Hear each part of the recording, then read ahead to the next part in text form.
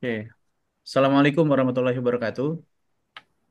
Malam ini kami akan menyampaikan eh, presentasi terkait dengan tugas paper review mata kuliah Manajemen Teknologi dan Inovasi dari semester genap di tahun 2024 dan 2025 yang berjudul Circular Economy and Eco-Innovation in Italian Industrial Clusters, Best Practice from Prato Textile Cluster. Presentasi ini bersumberkan pada paper yang buat oleh Francesca Mazzoni di tahun 2024 dengan judul Circular Economy and Eco-Innovation in Italian Industrial Cluster, Best Practice from Pato Textile Cluster. Adapun yang jadi reviewer adalah kami dari kelompok 4 di kelas G, mata kuliah Manajemen Teknologi dan Inovasi. Yang pertama adalah saya sendiri, Afrinaldi Zulhen. Yang kedua adalah Mas Bayu Rizky Nugroho. Yang ketiga adalah Mas Lutfi Setiawibowo dan keempat adalah Kak Nur Asda. Adapun dosen pengampu kami adalah Dr. Insinyur Tatang Ahmad Taufik, MSc IPU, Dr. Insinyur Nini Fajar Puspita, MN. Adapun dari presentasi agenda kami di presentasi ini adalah pertama abstrak, yang kedua adalah pendahuluan, yang ketiga adalah eksplorasi konsep ekonomi sirkular, yang keempat adalah eco-innovation sebagai penggerak ekonomi sirkular, yang kelima klaster industri Italia dan dampak lingkungannya, yang keenam adalah studi kasus klaster tekstil Prato dan yang ketujuh adalah kesimpulan. Di poin abstrak, di sini kita menyampaikan bahwa transisi klaster industri Italia menuju model produksi yang lebih sirkular dan keberlanjutan atau sustainable dapat menghasilkan manfaat lingkungan, ekonomi, dan sosial yang signifikan. Tujuan dari makalah ini adalah untuk menganalisis jenis eco-innovation tertentu yang dapat memfasilitasi implementasi ekonomi sirkular di klaster industri. Makalah ini tidak hanya melakukan analisis teoritis, tetapi juga mengeksplorasi studi kasus klaster tekstil Prato yang telah berhasil mengurangi dampak lingkungan secara signifikan dan tetap sukses melalui pengenalan berbagai langkah sirkular dan simbiosis. Klaster ini dipilih karena merupakan salah satu yang pertama di Italia untuk mengintegrasikan strategi ekonomi sirkular dan keberlanjutan dalam organisasi dan model bisnisnya, serta merupakan salah satu klaster yang paling keberlanjutan di Italia yang telah menerima berbagai penghargaan. Industri tekstil yang dikenal sebagai salah satu industri paling berpolusi dan intensif sumber daya, terutama dalam penggunaan air, telah menunjukkan kemampuan untuk tumbuh sambil mengurangi dampak lingkungannya melalui eco-innovation terkait pengelolaan air limbah dan juga daur ulang. Analisis ini bertujuan untuk memahami eco-innovation spesifik yang telah memfasilitasi ekonomi sirkular di klaster ini dan dapat menjadi titik awal penting untuk mereplikasi inovasi tersebut di klaster industri yang lain, terutama di industri tekstil yang memiliki pola konsumsi sumber daya serupa. Sebagai awalan untuk pendahuluan akan dibawakan oleh rekan kami, Mas Bayu Rizky Nugroho. Baik, terima kasih Mas Aldi. Sebelum membahas lebih jauh uh, pada paper ini, pada bab pendahuluan kita perlu mengerti dulu beberapa konsep atau istilah, diantaranya konsep ekonomi sirkular, eco-innovation, konteks klaster industri Italia, dan tujuan penelitian yang ada di paper ini. Konsep ekonomi sirkular yaitu sistem ekonomi yang dirancang untuk mengurangi penggunaan sumber daya alam dan limbah dengan cara memperpanjang siklus hidup produk melalui desain yang tahan lama, perawatan, perbaikan, penggunaan kembali, dan daur ulang. Tujuan utamanya adalah untuk menciptakan sistem yang regeneratif dan keberlanjutan, di mana sumber daya dapat digunakan secara efisien tanpa menghasilkan limbah yang signifikan. Berikutnya adalah eco-innovation, yang artinya kurang lebih proses pengembangan dan implementasi produk, proses, layanan, atau metode manajemen yang baru bagi organisasi dan mengurangi risiko lingkungan sepanjang siklus hidupnya. Dan eco-innovation dapat dikategorikan menjadi beberapa jenis, termasuk inovasi produk, proses, organisasi, sistemik, sosial, model bisnis, dan pemasaran.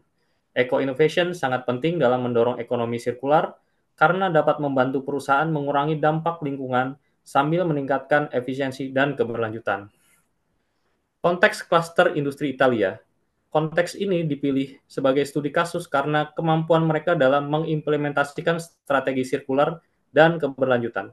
Memiliki sejarah panjang dalam mengembangkan inovasi dan berkolaborasi dalam jaringan industri untuk meningkatkan efisiensi dan keberlanjutan.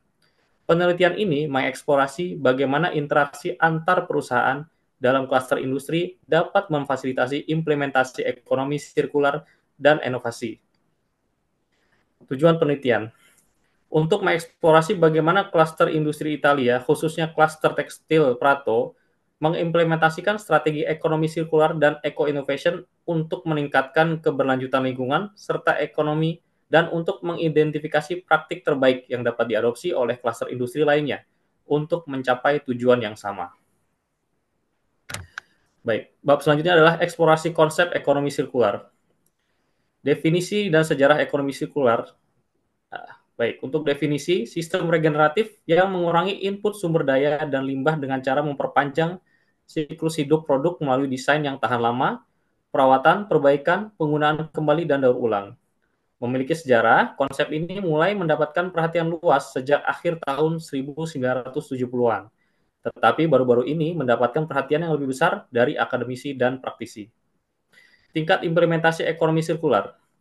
Ekonomi sirkular dapat diterapkan pada tiga tingkat, diantaranya adalah tingkat mikro, fokus pada perusahaan individu yang menerapkan strategi seperti desain ramah lingkungan, produksi bersih, dan efisiensi sumber daya. Tingkat meso, fokus pada interaksi antar perusahaan dalam jaringan industri, seperti simbiosis industri dan pengelolaan rantai pasokan hijau. Lalu tingkat makro, fokus pada tingkat nasional atau global yang melibatkan kebijakan lingkungan dan regulasi untuk mendukung ekonomi sirkular. Pada perbandingan dengan ekonomi linear berbasis pada pola ambil buat buang atau take, make, dispose, yang tidak keberlanjutan dapat menyebabkan kerugian sumber daya dan degradasi lingkungan. Ekonomi sirkular berusaha untuk memutuskan ketergantungan ini dengan merancang produk yang dapat digunakan kembali, didaur ulang, atau dibongkar untuk dimanfaatkan kembali materialnya. Lalu manfaat ekonomi sirkular memiliki ekspektasi atau harapan yang dapat memberikan manfaat besar bagi lingkungan, ekonomi, dan masyarakat. Dengan mengurangi konsumsi sumber daya dan limbah, ekonomi sirkular dapat meningkatkan efisiensi sumber daya dan mengurangi biaya operasional perusahaan. Konteks penelitian yang akan dilakukan di paper ini adalah fokus pada tingkat meso, memungkinkan analisis tentang bagaimana interaksi antar perusahaan dalam klaster industri dapat memfasilitasi implementasi ekonomi sirkular dan eco-innovation. Selanjutnya akan dibawakan oleh rekan saya, Mas Aldi. Dipersilakan. Ya, makasih banyak Mas Bayu. Di bab ini kita akan membahas terkait dengan eco-innovation sebagai penggerak ekonomi sirkular. Eco-innovation sendiri mulai berkembang sejak akhir tahun 1990, terutama setelah diselenggarakannya KTT Bumi di kota Rio de Janeiro, Brazil. Perhatian terhadap konsep ini terus meningkat karena perannya yang penting dalam pencapaian Sustainable Development Goals atau SDGs atau tujuan pembangunan keberlanjutan. Menurut laporan Innovation for Sustainable Development Network, jika diaplikasikan secara luas, eco-innovation ini dapat berkontribusi pada pencapaian 9 SDGs dan bermanfaat bagi 3 SDGs tambahan di negara yang berpenghasilan rendah dan juga menengah. Kemp dan Pearson di tahun 2007 mendefinisikan bahwa eco-innovation sebagai inovasi dalam produk, proses, layanan, atau metode bisnis yang dapat mengurangi dampak negatif terhadap lingkungan sepanjang siklus hidupnya. Konsep ini mencakup berbagai aspek dan dapat dikategorikan dalam beberapa jenis. Secara umum, eco-innovation dapat dikategorikan menjadi 3 jenis. Yang pertama adalah produk eco-innovation, di mana inovasi pada produk atau layanan yang mengurangi risiko lingkungan, polusi, dan dampak negatif dibandingkan dengan produk sebelumnya. Ciri khasnya meliputi penggunaan sumber daya yang lebih rendah, bahan berbahaya yang lebih sedikit, umur produknya yang lebih panjang, serta peningkatan daur ulang. Yang kedua adalah proses eco-innovation, di mana inovasi dalam proses produksi yang lebih ramah lingkungan dengan mengurangi konsumsi energi, bahan baku, air, serta menekan timbulnya polusi udara dan juga air serta tanah. Juga mencakup penggantian bahan berbahaya dalam proses produksinya. Yang ketiga adalah organisasional eco-innovation, di mana inovasi dalam metode manajemen untuk mengurangi dampak lingkungan, seperti strategi pengelolaan limbah yang lebih baik, peningkatan efisiensi energi, dan juga pengurangan jejak lingkungan dalam operasional perusahaan. Selain tiga kategori utama tersebut, didapat juga empat jenis kategori tambahan di dalam eco-innovation, yaitu marketing eco-innovation, yaitu inovasi pemasaran untuk meningkatkan adopsi produk ramah lingkungan sehingga mengurangi dampak lingkungan. Bisnis model eco-innovation, yaitu model bisnis baru yang mengurangi dampak lingkungan dalam produksi dan konsumsi produk atau layanan. Systemic eco-innovation, perubahan sistem yang mengkoordinasikan berbagai faktor untuk meningkatkan kinerja lingkungan secara kolektif. Dan social eco-innovation, yaitu perubahan sosial yang mendorong praktik keberlanjutan seperti pengurangan konsumsi sumber daya dan juga penerapan ekonomi sirkular. Kategori-kategori ini tidaklah bersifat eksklusif, sehingga satu inovasi dapat mencakup lebih dari satu jenis kategori. Sebagai contoh, suatu eco-innovation dapat mencakup dua unsur produk dan proses, atau sebuah bisnis model ekonomik eco, sebuah bisnis model eco-innovation juga dapat berubah gabungan antara systemic eco-innovation ataupun juga social eco-innovation. Selain memiliki beberapa kategori, eco-innovation juga memiliki keterkaitan dengan ekonomi sirkular antara lain kontribusinya pada ekonomi sirkular dengan memberikan manfaat lingkungan dan ekonomi secara bersamaan, serta menciptakan situasi win-win solution di mana pertumbuhan ekonomi dapat berjalan tanpa harus merusak lingkungan.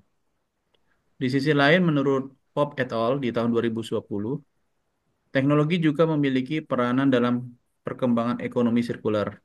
Hal ini tampak pada proses decoupling atau pemisahan antara pertumbuhan ekonomi dan degradasi lingkungan yang ternyata bergantung kepada inovasi teknologi, serta ekonomi sirkular juga membutuhkan perubahan dalam produksi, teknologi, perilaku konsumen, dan kebijakan lingkungan. Walaupun demikian, batasan konsep hubungan antara eco-innovation dan ekonomi sirkular juga masih belum sepenuhnya eh, terpisahkan dengan baik. Next, Mas. Menurut studi De Jesus et al. Di tahun 2017 menyatakan bahwa tidak semua eco-innovation terkait dengan ekonomi sirkular dan tidak semua dimensi ekonomi sirkular memerlukan inovasi. Tetapi tidak diragukan lagi bahwa beberapa tumpang tindih memang ada dan semuanya terikat erat satu sama lain. Seperti yang disebutkan di awal tadi oleh rekan saya Mas Bayu Rizky Nugroho, untuk yang tertarik pada ekonomi sirkular makro, proses dan inovasi organisasi paling berperan dalam mewujudkan ekonomi sirkular. Inovasi teknologi, terutama yang bersifat inkremental, dibutuhkan sebagai upaya untuk meningkatkan produktivitas sumber daya. Untuk yang tertarik pada ekonomi sirkular mikro, dapat berfokus pada inovasi produk dan layanan untuk meningkatkan daya tahan, kualitas, serta efisiensi. Perancangan model bisnis berbasis ekonomi sirkular juga menjadi perhatian utama. Sementara pada ekonomi sirkular meso, inovasi organisasi dan sistemik sangat penting, khususnya yang meningkatkan produktivitas sumber daya serta pemanfaatan material daur ulang. Ekonomi sirkular meso ini berfokus pada kolaborasi dari value change dan wilayah atau teritorial untuk memanfaatkan sumber daya secara bersama. Contohnya adalah simbiosis industri yang mencakup pertukaran material, energi, air, dan infrastruktur dengan tujuan untuk mengurangi limbah serta meningkatkan efisiensi biaya. Di sisi lain, simbiosis industri sebagai eco-innovation didefinisikan sebagai pendekatan kolektif untuk membangun keunggulan yang kompetitif melalui pertukaran sumber daya antar industri. Pada awalnya konsep ini berbasis pada kedekatan geografis, tetapi berkembang menjadi model yang berbasiskan pada jaringan yang lebih luas. Manfaat utama dari jalankannya konsep ini adalah lingkungan, mengurangi limbah, emisi, dan penggunaan bahan mentah secara berlebihan, Manfaat di ekonomi, yakni mengurangi biaya pembuangan limbah dan pembelian bahan baku, serta di sosial meningkatkan lapangan pekerjaan dengan menciptakan unit usaha baru. Selanjutnya, klaster industri Italia dan dampak lingkungannya akan dibawakan oleh rekan saya, Kak Nur Asda. Silakan, Kak. Terima kasih Mas Aldi. Baik, selanjutnya kita membahas klaster industri Italia dan dampak lingkungannya. Konsep klaster industri pertama kali diperkenalkan oleh Alfred Marshall tahun 1890 disebut dengan Industrial District. Kemudian Michael Porter mengembangkan konsep aglomerasi perusahaan pada tahun 1990-an dan menyebutnya sebagai klaster yang didefinisikan sebagai konsentrasi geografis dari perusahaan dan institusi yang saling berhubungan dalam bidang tertentu. Kemudian klaster industri di Italia sendiri mulai berkembang pesat setelah Perang Dunia Kedua. Menurut Beccaccini tahun 2002, hal tersebut disebabkan peningkatan pendapatan dan kondisi kehidupan yang lebih baik bagi sebagian besar kelas menengah di Italia sehingga meningkatkan permintaan produk yang lebih bervariasi dan berkualitas tinggi. Kemudian ketidakmampuan negara lain untuk menyediakan jenis barang dan tenaga kerja terampil dengan spesifikasi produksi kerajinan yang luas untuk merespon permintaan produk yang bervariasi dan berkualitas tinggi. Kemudian pabrik-pabrik dalam skala usaha kecil dan menengah atau UKM bermunculan untuk memproduksi barang-barang lebih beragam, mengorganisir dirinya dalam bentuk klaster. Kemudian kontribusi ekonomi oleh klaster industri di Italia sendiri itu sangat berperan penting dalam perekonomian di Italia dan memiliki dampak positif terhadap produktivitas dan inovasi. Menurut Siliro tahun 2017 mengatakan bahwa klaster industri terus berkembang dan menyebar ke seluruh wilayah nasional hingga menjadi salah satu ciri khas utama serta salah satu pendorong utama ekonomi Italia. Menurut Istat tahun 2015, pada tahun 2011 terdapat 141 klaster industri yang mewakili seperempat dari sistem ekonomi Italia, terdiri dari pasar tenaga kerja lokal sebesar 23,1% dari total, pekerja sebesar 24,5%, kemudian unit lokal 24,4%. Dalam Istat 2015 juga disebutkan bahwa sektor tekstil merupakan salah satu yang paling signifikan dalam perekonomian Italia. Di tahun 2011 terdapat 32 klaster industri yang mengkhususkan diri dalam sektor tekstil dan pakaian yang mencakup 22% dari total klaster industri serta menyerap 26,1% dari total tenaga kerja yang bekerja di klaster industri. Tenaga kerja di sektor manufaktur dalam klaster industri di Italia mencakup lebih dari sepertiga dari total kerja di Italia. Next, Mas. Dampak lingkungan dari klaster industri di Italia. Menurut Karyani tahun 2010, klaster di industri sebagai pendorong utama perkembangan ekonomi di Italia, tapi dia juga berdampak sebagai penyebab utama degradasi lingkungan. Menurut Ponting tahun 1991, sejak awal revolusi industri sudah jelas bahwa distrik industri Marshallian merupakan sumber utama degradasi dari kerusakan lingkungan, terutama dalam hal deposisi asam di udara dan perubahan ekosistem. Kemudian menurut laporan Ecodistreti tahun 2009 menunjukkan bahwa konsumsi energi, air, dan produksi limbah dari klaster industri semakin memburuk. Namun penelitian mengenai dampak lingkungan klaster industri ini masih terbatas karena sebagian besar studi lebih fokus pada dampak lingkungan sektor industri secara umum. Kemudian ada studi yang dilakukan oleh Montini dan Zoboli di tahun 2004. Mereka mencoba menilai dampak klaster industri di Emilia-Romagna, menunjukkan bahwa konsentrasi industri lokal ternyata memiliki pengaruh signifikan terhadap tekanan lingkungan, terutama dalam emisi polutan udara. Lanjut, untuk dampak lingkungan dari klaster tekstil di Italia, sektor tekstil merupakan salah satu yang paling signifikan dalam perekonomian Italia dan sangat bergantung pada klaster industri. Klaster tekstil sendiri memiliki keunggulan kompetitif melalui spesialisasi dan inovasi.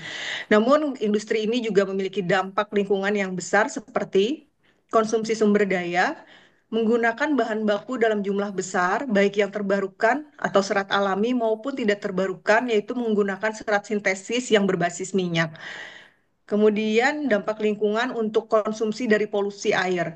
Memerlukan air dalam jumlah besar untuk berbagai proses produksi, menghasilkan limbah cair yang berpotensi mencemari lingkungan. Dari sisi konsumsi energi, adanya penggunaan listrik, batu bara, dan LPG untuk proses produksi yang menghasilkan emisi karbon yang sangat signifikan. Dari sisi emisi udara, produksi tekstil menyumbang lebih dari 1,2 miliar ton CO2 per tahun, lebih besar dari emisi penerbangan dan pengiriman internasional apabila digabungkan. Dari sisi limbah padat, termasuk limbah non berbahaya seperti potongan kain, kemasan, dan limbah berbahaya. Kemudian itu adalah merupakan sisa bahan kimia atau sludge limbah dari limbah padat tersebut. Next, Mas. Peluang implementasi ekonomi sirkular di klaster industri. Jadi dampak lingkungan klaster industri sebenarnya dapat dikurangi dengan mengadopsi eco-innovation dan ekonomi sirkular. Menurut Kainelli et al. Tahun 2012, klaster industri memiliki beberapa faktor yang dapat mendukung implementasi eco-innovation dan ekonomi sirkular seperti sifat jaringan. Jadi ada kolaborasi antara perusahaan dalam klaster memungkinkan adopsi inovasi yang lebih cepat dan efisien. Dari sisi kedekatan geografis, adanya transfer pengetahuan dan teknologi lebih mudah terjadi sehingga dapat mempercepat penerapan inovasi lingkungan.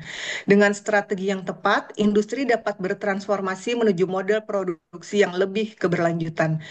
Contoh implementasi klaster industri dengan potensi transformasi industri sendiri yang lebih berkelanjutan di Italia diantaranya pertama konsep APEA atau Area Produttiva Ecologicamente Attrezzata yang memiliki infrastruktur ramah lingkungan.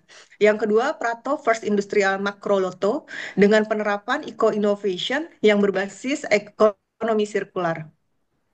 Nah, untuk APEA sendiri atau Ecologically Equipped Productive Area, di Italia sendiri muncul konsep APEA ini merujuk pada kawasan industri yang dilengkapi dengan infrastruktur untuk melindungi kesehatan serta lingkungan.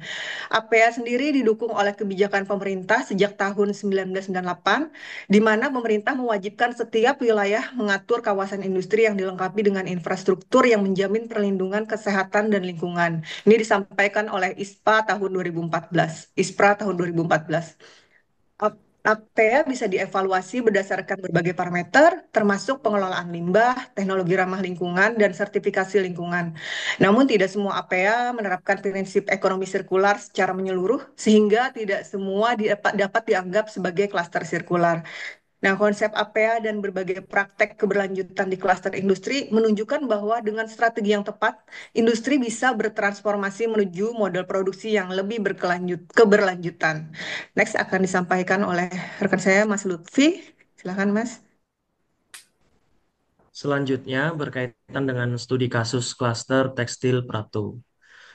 Jadi profil klaster industri Prato adalah salah satu klaster industri tekstil terbesar di Italia dan Eropa dengan 7.200 perusahaan dan 35.000 pekerja. Menyumbang 17% dari total ekspor tekstil Italia. Klaster industri Prato ini terdiri dari 3 makroloti. Yang pertama makroloto 0, 1, dan 2. Fokus pada makroloto 1 industri menaungi 700 perusahaan mikro dengan 3.000 hingga 4.000 pekerja. Kawasan industri pertama di Italia yang secara sukarela berpartisipasi dalam program keberlanjutan lingkungan. Dikelola oleh konser yang bertanggung jawab atas infrastruktur, hubungan dengan otoritas lokal, dan sistem pengelolaan air limbah. Adapun eco-innovation yang diterapkan di Makroloto 1, yang pertama adalah berkaitan dengan manajemen air. Memiliki instalasi daur ulang air terpusat sejak tahun 1990 dengan kapasitas yang meningkat dari 1,75 juta meter kubik menjadi 5 juta meter kubik pada tahun 2005. Air daur ulang yang digunakan untuk produksi industri, sistem pemadam kebakaran, dan fasilitas sanitasi. Manajemen air ini menghemat air setara dengan kebutuhan minum untuk 100.000 warga per tahun, yang diatur dalam regulasi Dekret Legislatif Nomor 152 Tahun 1999 yang memberikan insentif bagi pengguna air daur ulang dan pajak lebih tinggi bagi pengguna air primer, menghemat sekitar 300.000 euro per tahun bagi industri. Yang berkaitan dengan energi bersih, program fotovoltaik, yaitu tenaga surya dengan pendanaan penuh dari bank lokal. Pada tahun 2012, lebih dari 20 hektar panel surya dipasang di atap perusahaan, yang berdampak pada mengurangi biaya energi sebesar 4,5 juta euro per tahun dan menghindari 16.000 ton CO2 per tahun. Adapun layanan dan fasilitas untuk pekerja, yang pertama adalah keamanan. Sistem pemadam kebakaran dengan air daur ulang dan tempat parkir terpusat untuk mengurangi kecelakaan. Yang kedua, fasilitas sosial, taman kanak-kanak antar perusahaan, layanan binatu, apotek, kantor pos, dan toko kebutuhan sehari-hari. Yang ketiga, mobilitas keberlanjutan. Program carpooling dan layanan minibus listrik meskipun sempat mengalami kegagalan. Makroloto 1 sebagai model simbiosis industri. Daur ulang air, sistem pemadam kebakaran, fasilitas sosial, dan carpooling adalah contoh nyata simbiosis industri yang diakui sebagai bentuk inovasi ramah lingkungan yang mendorong ekonomi sirkular. Sistem fotovoltaik tidak termasuk simbiosis industri, tetapi tetap merupakan inovasi ramah lingkungan yang meningkatkan keberlanjutan. Adapun pengakuan dan dampak global, Prato dipilih sebagai perwakilan Italia dalam Urban Agenda Circular Economy Partnership Uni Eropa tahun 2016 dan diakui sebagai klaster industri ramah lingkungan terbaik di Italia oleh Rete Cartesio tahun 2013. Kesimpulan yang dapat diambil dalam makalah ini adalah bertujuan untuk mengeksplorasi bagaimana klaster industri dapat menjadi lebih sirkular melalui penerapan eco-innovation, meneliti jenis inovasi yang mendorong ekonomi sirkular di tingkat klaster industri, dan menyimpulkan apakah klaster industri adalah lingkungan yang cocok untuk penerapan ekonomi sirkular. Ekonomi sirkular di berbagai tingkat. Konsep ekonomi sirkular ini diterapkan pada tingkat mikro, meso, dan makro, dengan fokus utama pada tingkat meso atau klaster industri. Tingkat meso berfokus pada jejaring antara perusahaan dan klaster industri yang berwawasan lingkungan. Adapun jenis eco-innovation yang mendorong ekonomi sirkular adalah yang pertama, inovasi organisasi dan inovasi sistemik. Yang kedua, inovasi ini memanfaatkan sumber daya bersama, menciptakan sinergi dalam rantai nilai dan wilayah. Yang ketiga, simbiosis industri adalah contoh utama dari inovasi ini. Dalam studi kasus makalah ini, yaitu klaster industri Prato, terkhususnya adalah Makroloto 1. Klaster industri tekstil di Prato memiliki dampak lingkungan yang besar, terutama dalam penggunaan air. Makroloto 1 diakui sebagai salah satu klaster industri ramah lingkungan terbaik di Italia. Sistem daur ulang air terpusat dan pemadam kebakaran dengan air daur ulang. Yang kemudian ada peningkatan pada taman kanak-kanak antar perusahaan, layanan binatu, apotek, pos, dan toko bahan makanan terpusat.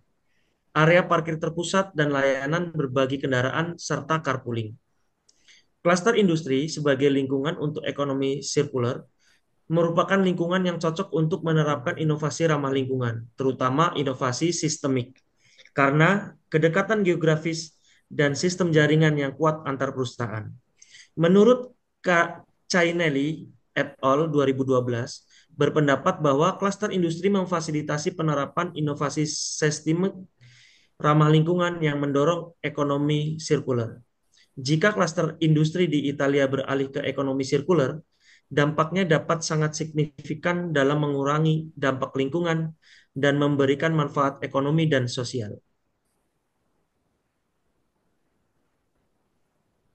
Terima kasih pemaparan dari kelompok 4 atas perhatian yang diberikan. Kami ucapkan terima kasih. Kami akhiri. Wassalamualaikum warahmatullahi wabarakatuh. Waalaikumsalam.